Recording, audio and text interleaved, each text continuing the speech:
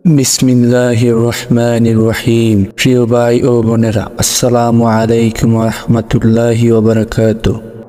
সমস্ত প্রশংসা আল্লাহর, যিনি আমাদের জীবন দান করেছেন এবং একদিন মৃত্যুর মাধ্যমে তা ফিরিয়ে নেবেন। আমরা তারই নিকট সাহায্য প্রার্থনা করি এবং আমাদের জীবনে প্রতিটি মুহূর্তে নেক আমলের পূর্ণ করার তৌফিক চাই। আজকে আলোচনা শুরু করছি সেই বিষয় নিয়ে যা আমাদের জীবনের অবিচ্ছেদ্য অংশ, তবে আমরা সেটা প্রায়ই ভুলে যাই। তা হলো মৃত্যু। কুরআন ও হাদিসের আলোকে মৃত্যু সম্পর্কে কিছু গুরুত্বপূর্ণ দিক তুলে ধরার চেষ্টা করব।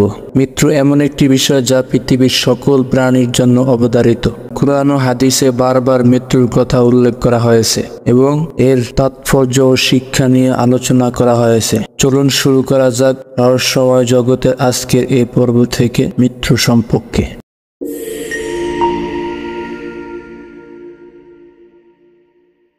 আল্লাহ সুবহানাহু ওয়া তাআলা কুরআনে বলেছেন, প্রত্যেক প্রাণীকে মৃত্যুর স্বাদ গ্রহণ করতে হবে, আর কিয়ামতের দিন তোমাদের পূর্ণ প্রতিদান দেওয়া হবে।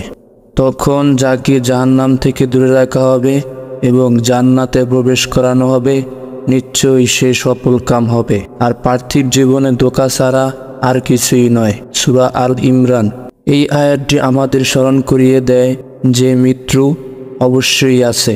পৃথিবীতে আমরা যতই কিছু অর্জন করি না কেন, একদিন আমাদের এই দুনিয়া ছাড়তে হবে। পার্থিব জীবনে ধোঁকায় পড়ে আমরা যেন মূল লক্ষ্যকে ভুলে না যাই। আখিরাতের জন্য প্রস্তুতি নেওয়া। মৃত্যু শুধু জীবনের শেষ নয়, বরং এটি পরকালীন জীবনের একটি নতুন সূচনা। আল্লাহ তাআলা বলেন, আমি কি তোমাদের সৃষ্টি করেছি খেলার ছলে, এবং আমি কি তোমাদের আমার কাছে ফিরে আসতে বাধ্য করিনি? সূরা মুমিন। এই আয়াতটি আমাদের মনে করিয়ে দেয় যে মৃত্যুর পর আমাদেরকে আল্লাহর সামনে দাঁড়াতে হবে এবং আমাদের সকল কাজের হিসাব দিতে হবে।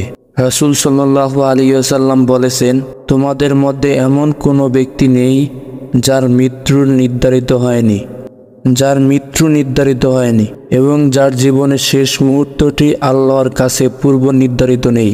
সহিহ ও বুখারী 6510। এই হাদিসটি আমাদের জানায় যে আমাদের মৃত্যুর সময় এবং স্থানের সবকিছু আল্লাহর কাছে নির্ধারিত। এটি একটি সুস্পষ্ট বার্তা দেয় যে আমরা যতই চেষ্টা করি না কেন, মৃত্যু এড়ানো সম্ভব নয়। তাই আমাদের জীবনের প্রতিটি মুহূর্তকে মূল্যবান করে তুলতে হবে এবং সৎকর্মে নিয়োজিত থাকতে হবে। রাসূল সাল্লাল্লাহু আলাইহি ওয়াসাল্লাম আবারও বলেছেন, অধিক হারে মৃত্যুকে স্মরণ করো, যা সকল আকাঙ্ক্ষাকে ধ্বংস করে দেয়। তিরমিজি। এই আদেশটি আমাদেরকে প্রতিনিয়ত মৃত্যুকে স্মরণ করার জন্য উৎসাহিত করে, যাতে আমরা দুনিয়ার মোহে পড়ে আল্লাহর নির্দেশনা ভুলে না যাই। আল্লাহ তাআলা আরো বলেন, প্রত্যেক প্রাণীর মৃত্যুর স্বাদ গ্রহণ করবে, এরপর তোমরা আমার কাছেই প্রত্যাবর্তিত হবে। সূরা আল আনকাবুত। কুরআনের এই আয়াতটি আমাদের পুনরায় স্মরণ করিয়ে দেয় যে আমাদের দেহের মহত্ব থাকলেও আত্মা আল্লাহর কাছে ফিরে যাবে। এটি আমাদের জীবনের লক্ষ্যকে বুঝতে সাহায্য করে। দুনিয়ার জীবনের আমলই পরকালের জীবনের সফলতা নির্ধারণ করবে।